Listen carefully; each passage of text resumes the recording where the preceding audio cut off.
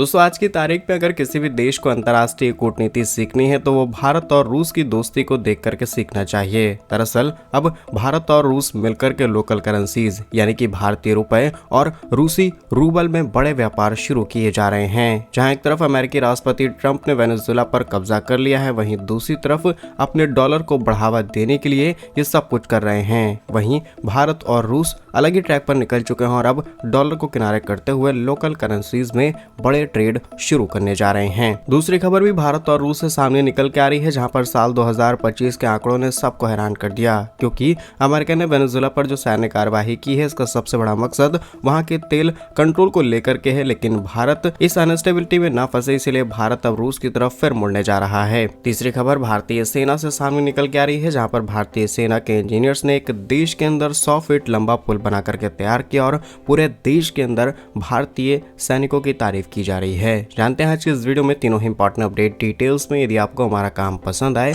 Video को like, channel को subscribe जरूर कीजिएगा, क्योंकि आपका ये छोटा सा काम आप तक ये जरूरी और सही खबरें लाने में हमारी बड़ी मदद करता है। तो आप जानते होंगे कि रूस और भारत के बीच व्यापार आज से नहीं बल्कि सालों से है, लेकिन जब से अमेरिकी राष्ट्रपति ट्रंप ने रूस पर प्रतिबंध लगाए हैं, तमाम यूरोपीय देशों ने रूस पर प्रतिबंध लगाए हैं। इससे भारत सहित कई देशों को दिक्कत हुई, क्योंकि टैरिफ और तमाम तरीके के प्रतिबंधों की वजह से जो व्यापार था वो डॉलर में नहीं हो पा रहा था। अब डॉलर में व्यापार होने का मतलब यही है कि जिस भी देश की लोकल करेंसी है उसका इस्तेमाल किया जाए, लेकिन ये काफ़ी ज़्यादा चैलेंजिंग हो जाता है। लेकिन इसके बावजूद भी भारत और रूस ने मिलकर के इसका बीच का रास्ता निकाला और समाधान ये किया गया कि हम आपसे जो सामान खरीदेंगे वो आप हमारे करेंसी में पेमेंट करेंगे और हम आपसे जो सामान खरीदेंगे वो आप अपने करेंसी में पेमेंट करेंगे। यानी कि रूस अगर भारत से कुछ खरीदता है तो उसकी पेमेंट रूबल में होगी और भारत रूस से कुछ खरीदता है तो उसकी पेमेंट रुपए में होगी। और खबर यह है कि भारत ने रूस से अपील की है कि वह भारतीय सामान जैसे कि इलेक्ट्रॉनिक आइटम्स, इंजीनियरिंग गुड्स, खाने पीने की चीज़ें और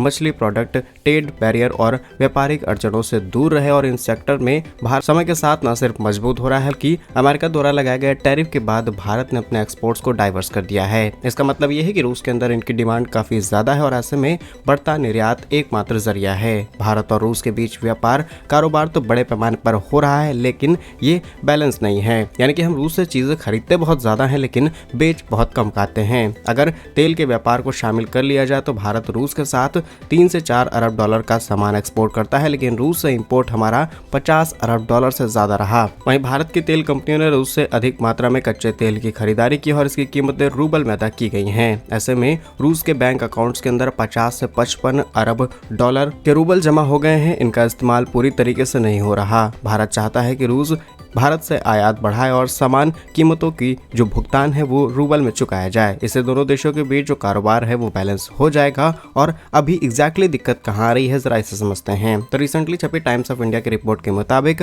भारतीय एक्सपोर्टर्स को रूसी बाजार तक अपने एक्सपोर्ट्स बढ़ाने के लिए कई चैलेंजेस फेस करने पड़ रहे हैं। स्पेशली इलेक्ट्रॉनिक सेक्टर में रूस द्वारा बनाए गए सख्त नियमों की वजह से इलेक्ट्रॉनिक एक्सपोर्ट करना भारत के लिए काफी ज्यादा चैलेंजिंग हो जा रहा है। इसके अलावा सॉफ्टवेयर और बहुत सारी लोकल साइबर सुरक्षा का पालन करते हुए हम सर्विसेज भी नहीं एक्सपोर्ट कर पा रहे हैं और भारत यहाँ पर भी आकर के फंस जा रहा है। इसके अलावा रूस ने अपने सख्त प्रोडक्ट स्टैंडर्ड और सर्टिफिकेशन प्रोसेस के चलते इंजीनियरिंग सामानों की शिपमेंट भी देर कर रहा है। इसके अलावा खाने के सामान, मछली पालन और मशीनरी कैटेगरी के अंदर भी रूसी भाषा के डॉक्यूमेंटेशन के पालन और जो पूरा ओवरऑल एक्सेप्टेंस का प्रोसेस है वो स्लो हो चुका है। अब ये भारत के लिए चैलेंजिंग है, क्योंकि भारत ने रूस का तेल खरीदा और सारा पेमेंट लोकल करेंसीज में किया गया और बहुत ज्यादा अमाउंट में। फिलहाल रूस ने इस चीज पर सहमति जताई है। आगे चल के इस पर विचार किया जाएगा और जल्द ही भारत से अपनी खरीद को बढ़ाने वाला है। इसमें इंजीनियरिंग गुड्स से लेकर के डुअल यूज वाली चीजें शामिल हो सकती हैं, जिस तरीके के सामान का इस्तेमाल अलग अलग चीजों में किया जा सके। सो लोकल करेंसीज में हो रहे इस व्यापार पर आप क्या सोचते हैं, कमेंट्स में अपनी राय जरूर लिखिएगा। नेक्स्ट इंपॉर्टेंट अपडेट, भारत और रूस तेल खरीद से सामने निकल के आ रही है, जिस पर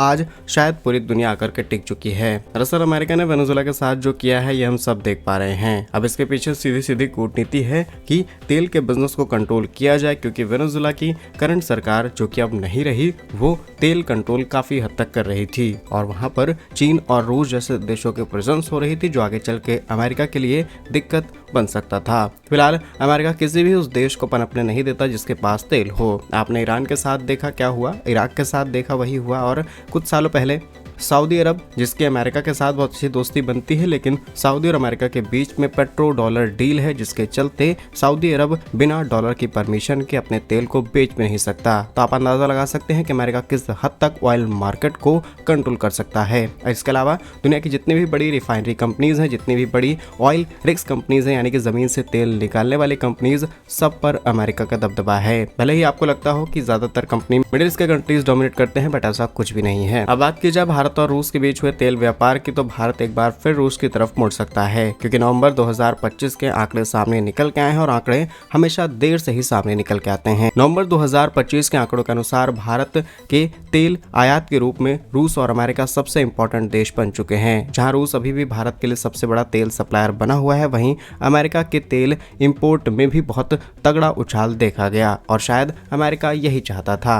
और अगर रिसेंट डेटा की बात की जाए तो रूस का दबदबा सच में बना हुआ है। नवंबर 2025 में भारत के कुल तेल आयात में रूसी हिस्सेदारी लगभग 38 से 40% रही। भारत ने रूस से प्रतिदिन लगभग 1.7 से लेकर के 1.9 मिलियन बैरल तेल खरीदता है। सिर्फ इतना ही नहीं, बल्कि अमेरिका से तेल खरीद में भी बहुत बड़ी बढ़त देखने को मिली है। इतने बड़े टैरिफ होने के बावजूद भी भारत ने अमेरिका से जमकर के तेल खरीदा और पिछले साल की तुलना में लगभग 15% की वृद्धि दर्ज की गई। भारत अपने आयात को लगातार डाइवर्स करता चला जा रहा है। फिलहाल रूस से इन्हें डाइवर्स किया गया तो सीधे हम अमेरिका पर आकर के टिक गए हैं। हालांकि इराक और सऊदी जैसे देश भारत के लिए अभी भी टॉप प्रायोरिटी बने हुए हैं। अगर एग्जैक्ट डेटा की बात की जाए तो भारत के क्रूड ऑयल इंपोर्ट्स बढ़े हैं। जी हाँ, जहां भारत अपनी 80 से 85% तेल जरूरत को इंपोर्ट करके पूरा करता था, अब वो 90% तक हो चुकी है। देश के अंदर एथेनॉल से लेकर के तमाम प्रोडक्ट पर काम चल रहा है। इसके बावजूद भी हमारे तेल इंपोर्ट्स बढ़े हैं।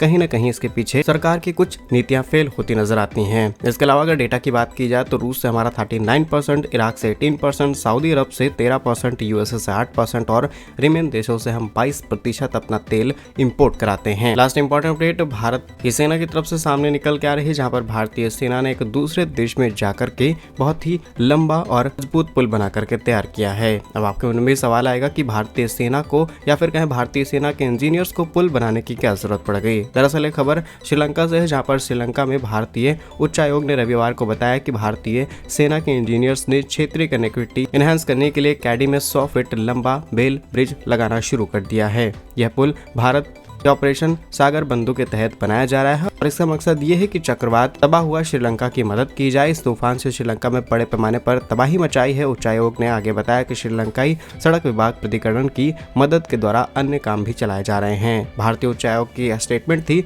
जरा उसे समझते हैं। यहाँ पर लिखा गया कि भारत ऑपरेशन सागर बंधु चक्रवात दितवा के बाद तबाही हुई महत्वपूर्ण सड़कों को फिर से जोड़ने का काम जारी किया जा चुका है। भारतीय सेना के इंजीनियर्स ने B492 हाईवे पर कनेक्टिविटी बहाल करने के लिए KM21 कैडी में 100 फीट लंबा बेली ब्रिज लगाना शुरू कर दिया है। श्रीलंका सड़क की तरफ से मदद की गई। इसके अलावा भारत ने जो फाइनेंशियली मदद दी है, इस चीज पर भी हमारे विदेश मंत्री एस जयशंकर जी ने अनाउंसमेंट की थी कि भारत की तरफ से लगभग $450 मिलियन की सहायता का पैकेज श्रीलंका को दिया गया है। इसके अलावा 1100 टन राहत सामग्री पहुंचाई गई, 14.5 टन दवाइयां, चिकित्सा उपकरण और लगातार दिल्ली के साथ कनेक्ट है कोलंबो का, ताकि वहां पर आने वाली किसी भी दिक्कत का समाधान भारत मैक्सिमम सोल्यूशन के साथ निकाल सके। बाकी क्या कुछ सोच रहे हैं आपका तीनों अपडेट्स पर कमेंट्स अपने राय जरूर लिखिएगा। भारत कैसे ही वीडियोस पाने के लिए वीडियो को लाइक, चैनल को सब्सक्राइब जरूर कीजिए। वंदे मातरम, भारत माता की जय।